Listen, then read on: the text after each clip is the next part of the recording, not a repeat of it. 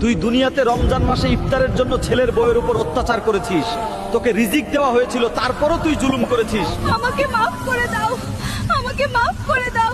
আলামিনের মা, ও আলামিনের মা, দেখো আমার ছেলে শ্বশুরবাড়ি থেকে ইফতার পাঠিয়েছে, তোমাদের জন্য ইফতার নিয়ে এসেছি। হ্যাঁ গো, দাঁড়াও, আসতেছি। দেখো দেখো, আমার ছেলে শ্বশুরবাড়ি থেকে কত ইফতার পাঠিয়েছে। তা তোমার ছেলে শ্বশুরবাড়ি থেকে ইফতার দেয়নি? কই না, আমার ছেলে শ্বশুরবাড়ি থেকে তো কিছুই দেয়নি। কষ্ট করে ছেলেকে মানুষ করেছি, এগুলো আমাদের পাওনা। আপনি একদম ঠিক বলেছেন আপা।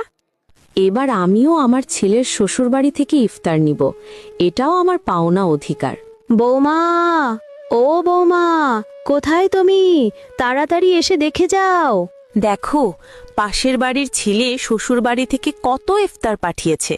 তোমার বাপকে বলো তাড়াতাড়ি যেন আমার বাড়িতে ইফতার নিয়ে আসে। আচ্ছা ঠিক আছে মা, বলবো। হ্যালো বাবা, আমার শাশুড়ি রমজানের ইফতারের জন্য আমাকে অনেক কথা শোনায়। যে করেই হোক তুমি আমার শ্বশুর বাড়িতে ইফতার নিয়ে আসো। তুই কোনো টেনশন করিস না মা, আমি আছি তো।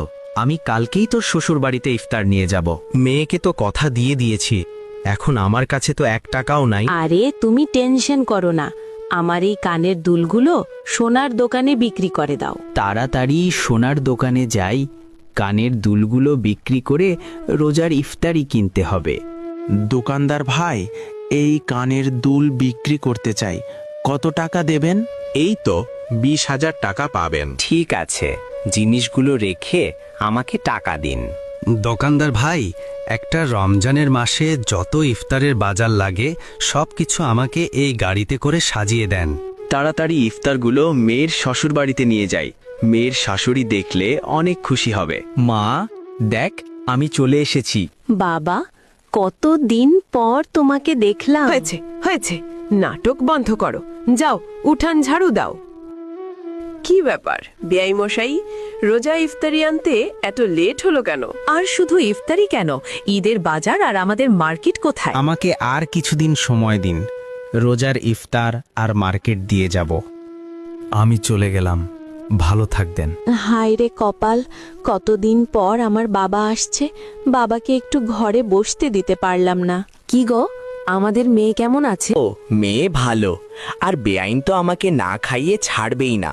শোনো বৌমা, তোমার বাবাকে মনে করে দিও, ঈদের বাজার আর আমাদের মার্কেট যেন আনতে দেরি না করে।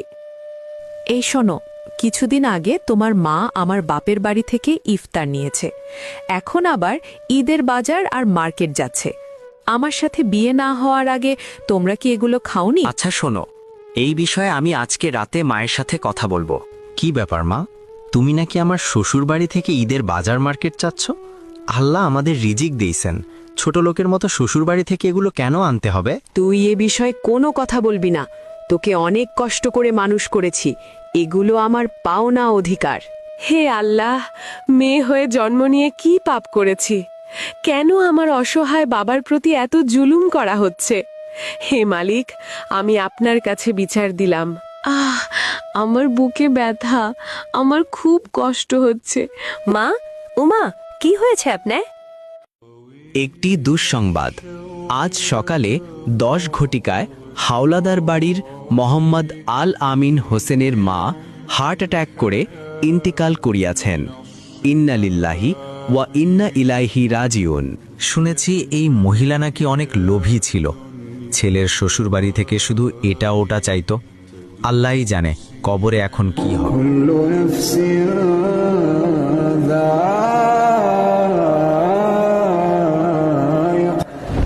তুই দুনিয়াতে রমজান মাসে ইফতারের জন্য ছেলের বউয়ের উপর অত্যাচার করেছিস, তোকে রিজিক দেওয়া হয়েছিল, তারপরও তুই জুলুম করেছিস। আমাকে মাফ করে দাও। আসসালামু আলাইকুম। এই ঘটনাটা আমাদের বরিশাল থেকে তানিয়া আপু পাঠিয়েছে। রমজান আসলে অনেকে শ্বশুরবাড়ি থেকে ইফতারের জন্য ছেলের বউয়ের উপর অত্যাচার করে, তাই এই ভিডিওটা বেশি বেশি করে শেয়ার করবেন, যাতে আপনার শ্বশুরবাড়ির লোকজন দেখে। পরবর্তীতে কোন বিষয়ে ভিডিও চান তা কমেন্ট করে জানাবেন। আপনাদের কমেন্ট অনুযায়ী পরবর্তী ভিডিও বানাবো ইনশাআল্লাহ।